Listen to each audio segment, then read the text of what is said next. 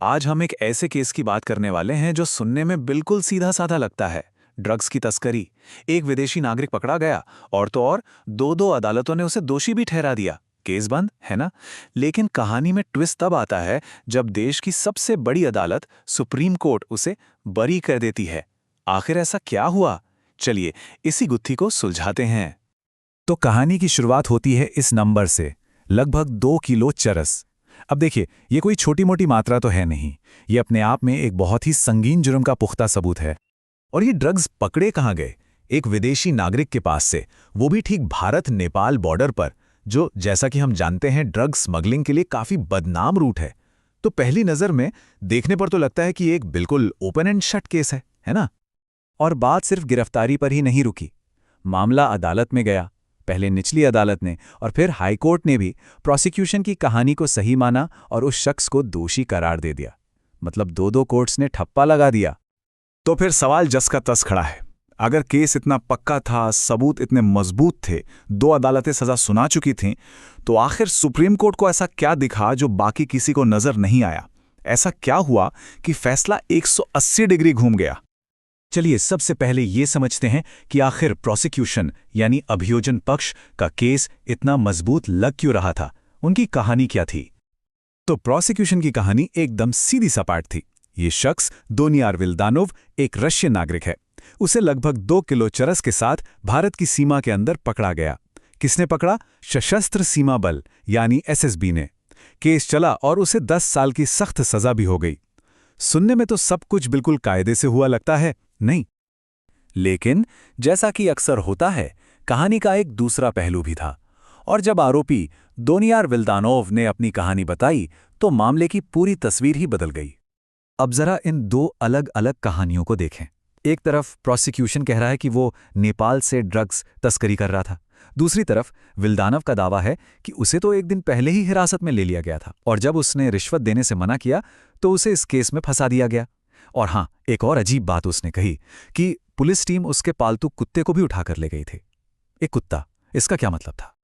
और यहीं से प्रोसिक्यूशन के मजबूत दिख रहे केस में पहली दरार आनी शुरू होती है। और ये दरार जुड़ी थी तलाशी की प्रक्रिया से। देखिए, एनडीपीएस एक्ट में तलाशी का एक बहुत ही साफ और सख्त नियम है। अगर अधिकारियों को किसी पर शक है तो उन्हें तलाशी लेने से पहले उस शख्स को यह बताना जरूरी है कि वो चाहे तो अपनी तलाशी किसी मजिस्ट्रेट या किसी गजेटेड ऑफिसर के सामने करवा सकता है। यह सिर्फ एक फॉर्मेलिटी नहीं है, ये एक कानूनी अधिकार है और ये तलाशी से पहले करना होता है, बाद में नहीं। और सुप्रीम कोर्ट ने ठीक इसी पॉइंट को पकड़ लिया। कोर्ट ने कहा, भाई ड्रग्स तो बैग के अंदर थे, उन्हें देखने के लिए तो तलाशी लेनी ही पड़ती। और रिकॉर्ड से साफ था कि तलाशी पहले ली गई और आरोपी को उसके अधिकारों के बारे में बाद में बताया गया। मतलब पहले ड्रग्स ढूंढ लिए और फिर उससे सहमति पत्र पर साइन करवाने की कोशिश की गई।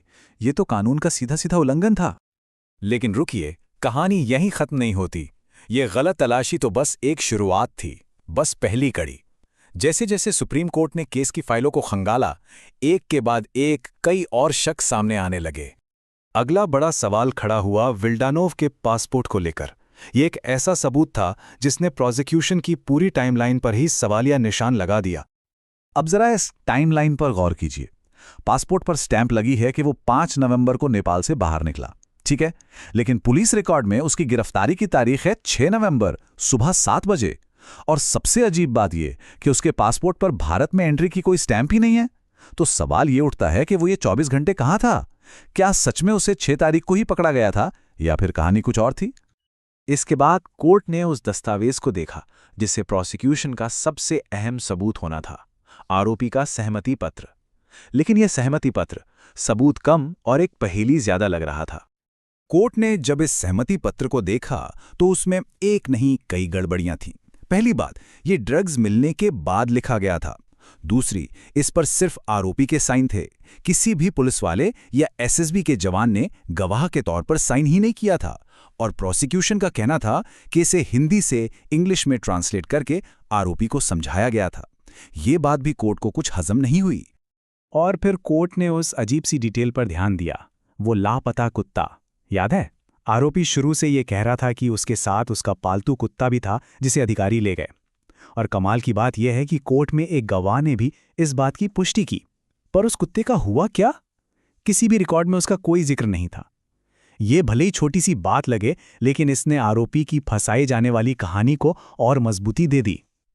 और शायद ये प्रोसिक्यूशन की सबसे बड़ी चूक थी।